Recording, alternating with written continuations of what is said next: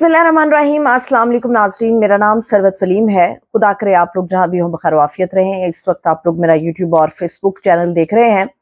एक तरफ शहबाज शरीफ साहब के लिए सब अच्छा की खबरें आ रही हैं और दूसरी तरफ मियां नवाज शरीफ साहब के लिए सब बुरे की खबरें आ रही हैं। नवाज शरीफ साहब के समधी हों या नवाज शरीफ साहब के साहबजादी जो कि वज़ीर आला पंजाब हैं, उनके लिए कुछ ज़्यादा अच्छी खबरें नहीं हैं।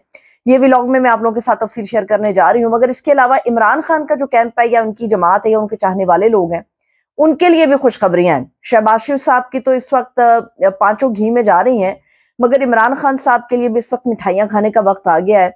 इसकी तफसील भी आप लोगों के साथ शेयर करेंगे और इसके अलावा आपको ये भी बताएंगे कि पाकिस्तान का सिस्टम इस तरह से चल कैसे रहा है, ये जो कठपुतलियां हैं ये किस तरह से और कौन नचा रहा है, और इसके ऊपर इस्लामाबाद हाई कोर्ट के अंदर से बड़ी ही जबरदस्त किस्म की ऑब्जर्वेशंस आई हैं, ये भी आपके साथ शेयर करेंगे। और फैसल करीम कुंडी साहब ने जो कुछ अली अमीन गंडापुर साहब के हवाले से कहा है, उसके हवाले से पहला रिएक्शन आ गया है, इसकी तफसील भी शेयर करेंगे। मगर तफसील की तरफ बढ़ने से पहले वही एक दरखास्त के चैनल को लाजमी तौर पर सब्सक्राइब कीजिएगा। शुरू यहाँ से कर लेते हैं। इमरान खान साहब के लिए सब अच्छा की रिपोर्ट है। इमरान खान साहब के लिए, उनके चाहने वालों के लिए विक्ट्री का निशान या मिठाई खाने का वक्त आ गया है, क्योंकि जिस तरह से इमरान खान साहब के केसेस आगे बढ़ रहे हैं और जिस तरह से उनके हवाले से आलमी सतह पर गुफ्तगू हो रही है, उसके बाद कभी इम्कान पैदा हो गया है कि इस ईद उल फितर पे इमरान खान साहब जो हैं वो अडियाला जेल में नहीं बल्कि अपने घर पे होंगे। ये डिपेंड करता है कि इमरान खान साहब बनीगाला में रहना पसंद करेंगे या जमान पाक में। वैसे जो उनकी अपनी जाती ख्वाहिश है इमरान खान साहब की, जिसका वो इजहार कर भी चुके हैं, उनके ख्याल में जमान पाक वो जाना चाहेंगे, वो लाहौर रहना चाहेंगे, इस्लामाबाद बनीगाला में नहीं रहना चाहेंगे। इसके अलावा मैं आपको ये भी बता दूं कि ईद उल फितर से पहले तक बड़े हद तक इम्कानात रोशन है कि खान साहब की रिहाई हो जाएगी, और इस्लामाबाद हाई कोर्ट के अंदर से ऐसे इशारे भी मिल रहे हैं, जिस तरह से केसेस निपटाए जा रहे हैं उससे भी इशारे मिल रहे हैं। जो असल में गले की हड्डी है, जो असल में गले का तौक बना हुआ है, वो है साइफर का मामला और तोशाखाना का मामला, जिसको ऑलरेडी इस्लामाबाद हाई कोर्ट जो है वो टेकअप कर चुकी हुई है। इन दोनों मामला से इमरान खान साहब जैसे ही हटेंगे तो वो जमान पाक के अंदर नजर आएंगे या अडियाला जेल के बाहर नजर आएंगे। इमरान खान साहब के हवाले से मैं आपको ये भी बता दूं कि सिर्फ इन केसेस के खत्म हो जाने के बाद या इमरान खान साहब की रिहाई के ऊपर ये डिपेंड नहीं करता कि वो 200 केसेस की पूरी तवील लिस्ट है वो भी खत्म हो जाएगी। इमरान खान साहब की अदालतों में पेशियां वैसे ही लगेंगी जैसे वो अपनी गिरफ्तारी से पहले पेश होते रहे हैं अदालतों में।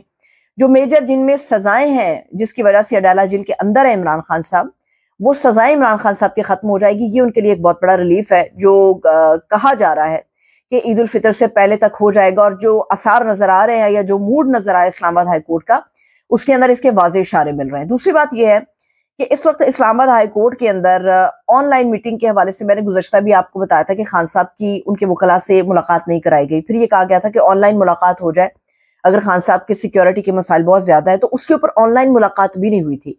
आज जो है जस्टिस सरदार एजाज इसाक साहब, उन्होंने वो कहते हैं ना कि मंजी ठोक देना, उन्होंने बाकायदा तौर पे मंजी ठोक दी है। आज जो उन्होंने सिस्टम के ऊपर बातें की हैं, आज जो उन्होंने पावर के ऊपर बातें की हैं, आज जो उन्होंने इस सिस्टम को चलाने वालों के हवाले से बातें की हैं, वो बड़ी ही मैं कहूंगी अहमियत की हामिल है। उसकी वजह यह है कि ऑनलाइन मीटिंग का कुछ अरसे पहले मरियम बीबी ने ये अनाउंस किया था कि जो अडियाला है वो हम एशिया की जदीद तरीन इसको बना रहे हैं जेल, और यहाँ पे ऑनलाइन जो मुलाकात है उसका सिलसिला शुरू हो जाएगा। पहला काम है जो कि वज़ीर आला पंजाब ने किया, और उसी को मद्देनजर रखते हुए इस्लामाबाद हाई कोर्ट ने इजाजत दी थी कि खान साहब की उनके वकला के साथ ऑनलाइन एक मीटिंग करा दी जाए। तो उसके ऊपर जो अडियाला जेल के सुपरिटेंडेंट है उन्होंने कहा कि ये मुलाकात नहीं हो सकती, तो फिर उसके बाद उन्हें फौरी तौर पर तलब किया गया था। तो आज जब तलबी हुई, एक तो अडियाला जेल के सुपरिटेंडेंट ने गैर मशरूत तौर पर माफी मांग ली, मगर साथ ही उन्होंने ये कहा कि जो मरियम बीबी ने काम किया है उनके गुफ्तगू के मुताबिक मरियम बीबी ने जो काम किया ऑनलाइन का, ये गैर कानूनी है, क्योंकि हमारे जो जेल मैनुअल के रूल्स हैं वो इस चीज की इजाजत नहीं देते कि कैदियों की इस तरह से कोई मीटिंग करवाई जाए। अगर हाँ ये मीटिंग करवानी है तो उसके लिए पहले एक आईनी तरमीम होना बड़ा जरूरी है। तो उस पर जो जस्टिस साहब थे एजाज इसाक साहब, उन्होंने मंजी ठोक दी पकड़ के। उन्होंने कहा कि इसका मतलब यह है कि आप जो पंजाब की चीफ मिनिस्टर हैं मरियम नवाज साहिबा, उनको ये कह रहे हैं कि जो काम उन्होंने किया वो इलीगल था, तो उसके ऊपर सुप्रीटेंडेंट अडियाला जेल चुप रहे। इस चुप का मतलब ये था कि पंजाब के जो वजीर आला हैं वो गैर कानूनी काम पहला अपना निपटा चुकी हैं, तो ये इलीगल है, जब तक आईनी तरमीम नहीं होगी ये नहीं होगा। तो उसके ऊपर जस्टिस साहब जो थे वो सख्त बरम हुए।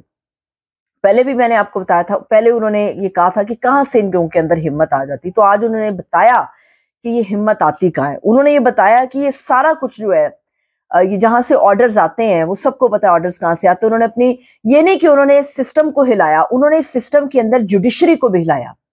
پہلے جج جو ہمیں نظر آئے ہیں جنہوں نے ہمت کا مظاہرہ کیا وہ جسٹس بابر ستار صاحب ہیں. دوسرے جو جج ہمیں نظر آئے وہ اجاز اسحاق صاحب ہیں. انہوں نے کہا کہ عدلیہ بھی اشاروں پہ چل رہی ہے, ہم سارے کے سارے پپٹ ہیں جن کٹ پتلیوں کی ڈوریاں کہیں اور ہیں, اور ان ڈوریوں کو جب ہلایا جاتا ہے تو ہم وہ سارے کام کر رہے ہوتے ہیں. اور یہ عدالت تسلیم تو کرتی ہے کہ ان آرڈرز کو وہ لوگ بھی فالو کرتے ہیں, وہ ججز بھی فالو کرتے ہیں جن کا کام ہے انصاف دینا, مگر انصاف کس طرح سے دینا ہے اس کا فیصلہ ڈوری ہلانے والا کرتا ہے. اگر ہماری عدالتیں چند بندوں کو اٹھا کے عبرت کا نشان بنا کے جیلوں کے اندر پھینکیں تو کسی کی جرات نہ ہو کہ انلیگل آرڈرز جو ہے ان کو ایکسیپٹ کرے, بالکل اسی طرح جیسے اڈیالہ جیل کا سپرنٹینڈنٹ انلیگل غیر قانونی طور پہ جہاں سے بھی آرڈرز مل رہے ہیں ان کو فالو کر رہا ہے. تو آج سب لوگوں کو, سارے سسٹم کو ننگا کیا. یہ تو ابتدا ہے. ججز کو بھی اندازہ ہو رہا ہے کہ جو حلف لے کر وہ آتے ہیں, جو ڈگری لے کر وہ لوگ آتے ہیں جس کے اوپر انہوں نے یہ حلف دیا ہوتا ہے کہ انصاف انہوں نے فراہم کرنا ہے, جب وہ انصاف نہیں فراہم کر پاتے تو ان کا ضمیر ان کو ملامت کرتا ہے, ان کو رات کو نیند نہیں آتی, ایک غلط فیصلہ کسی کی زندگی کو نگل لیتا ہے. اور عدلیہ کے اندر اب یہ چیز جو ہے وہ مضبوطی کے ساتھ آگے بڑھ رہی ہے کہ انصاف ہونا چاہیے, آرڈرز کو فالو نہیں کرنا بلکہ انصاف کرنا ہے. بڑی زبردست بات ہے. دوسری بات یہ ہے کہ اس وقت ایک شہباز شریف صاحب کے ساتھ ملاقات جو علی امین گنڈا پور صاحب کی ہوئی, اس کے اوپر پیپلز پارٹی نے بڑا بغلے بجائی. انہوں نے کہا کہ بھی دیکھیے کیسے دھمکیاں لگاتے اور آج دیکھیں وفاق کے ساتھ بیٹھے. تو اس کے اوپر فیصل کریم کنڈی صاحب نے کہا کہ اگر آپ نے علی امین گنڈا پور کی میں وضاحت کروں کہ وہ کیا چیف منسٹر ہے, تو ان کی وضاحت صرف اتنی ہے کہ جب وہ اندر ہوتے ہیں ملاقات میں شہباز شریف صاحب کے تو گوڈے گٹے پکڑتے ہیں, جب وہ باہر آتے ہیں تو ڈائیلاگ مارتے ہیں. یہ فیصل کریم کنڈی صاحب نے کہا.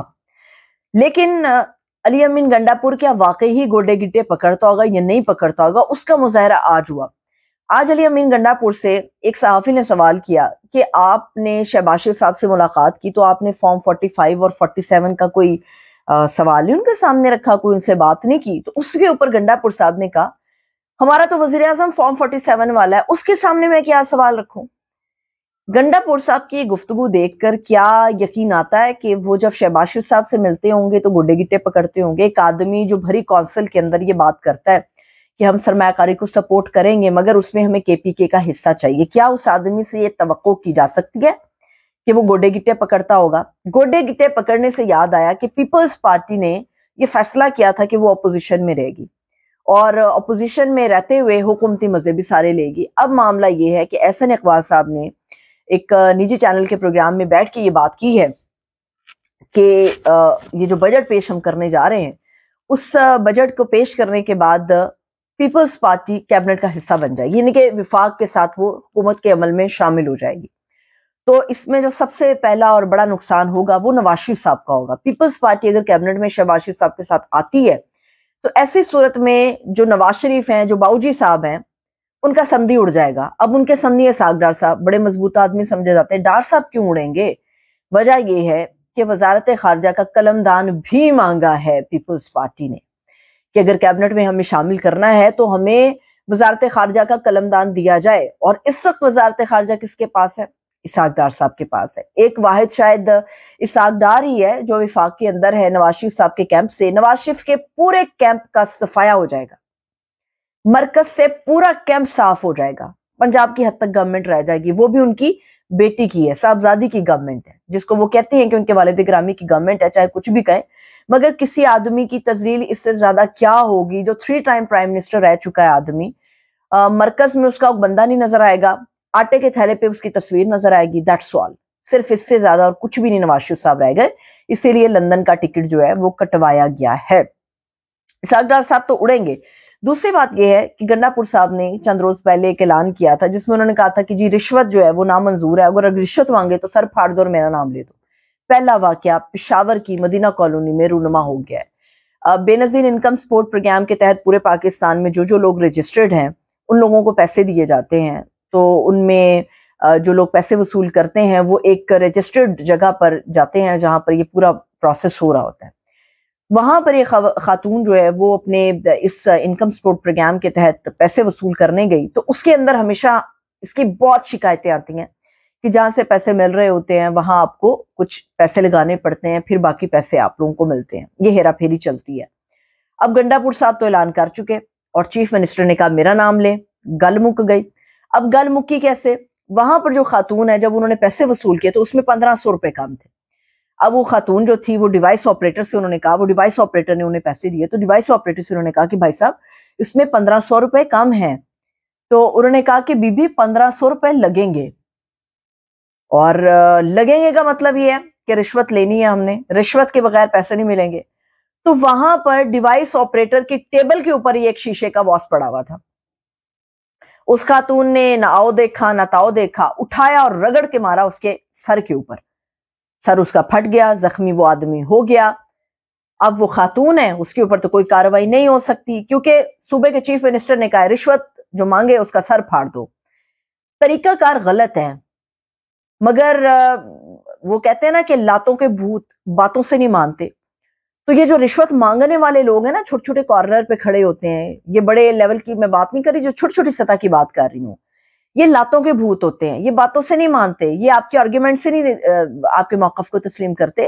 یہ لاتوں کے بھوت ہوتے ہیں، ان کو سمجھانا پڑے گا. میرا خیال ہے غلط ہوا، لیکن اس سے کئی لوگ عبرت پکڑیں گے. کئی لوگ اگلی دفعہ رشوت مانگتے ہوئے یا پیسے رکھتے ہوئے ڈنڈی مارتے ہوئے گھبرائیں گے. طریقہ غلط ہے، مگر وہی بات ہے، لاتوں کے بھوت ہیں، یہ باتوں سے ماننے والے نہیں ہیں. اور جاتے جاتے ایک آخری اور نہایت اہم چیز وہ یہ ہے کہ شہباز شریف صاحب کی گورنمنٹ کو مضبوطی کے ساتھ آگے بڑھانے کا عمل جو ہے وہ جاری و ساری ہے، وہ اپنے زوروں پر جاری ہے. NA 154 جو ہے یہاں سے پی ٹی آئی کے امیدوار نون صاحب جو ہیں وہ کامیاب ہوئے تھے. اب الیکشن کمیشن جہاں جہاں پی ٹی آئی یہ درخواست دے رہی ہے کہ ہمارے یہاں دھاندلی ہوئی، ان حلقوں کو کھولا جائے، ان حلقوں کو نہیں کھول رہی. جہاں پہ نون لیگ کہتی ہے کہ جی نہیں ہمیں یقین نہیں آ رہا کہ ہم ہار گئے، دوبارہ سے حلقہ کھولا جائے، وہاں پر یہ حلقے کھولے جا رہے ہیں. اور اس وقت جو ہے عبدالرحمن کانجو صاحب کا حلقہ کھولا گیا ہے. یہ نون لیگ کے کینڈیڈیٹ تھے، یہ ہار گئے تھے. اب الیکشن کمیشن نے حلقہ کھولا، ری کاؤنٹنگ ہوئی تو عبدالرحمن کانجو صاحب کو جو ہے وہ اتنے زیادہ بھاری برکم ووٹوں کے ساتھ جتوا دیا گیا. یہ زوروں کے ساتھ کام جاری ہے کہ شہباز گورنمنٹ کو 2/3 اکثریت دے کے مضبوط کیا جائے. شہباز شریف صاحب اسٹیبلشمنٹ کی آنکھ کا تارا ہے، یاد رہیں، اور تارا صرف چمکتا دمکتا ہے. نواز شریف صاحب نے اپنے پیر پہ خود کلہاڑا مارا ہے. مجھے اجازت دیجیے، اپنا خیال رکھیے.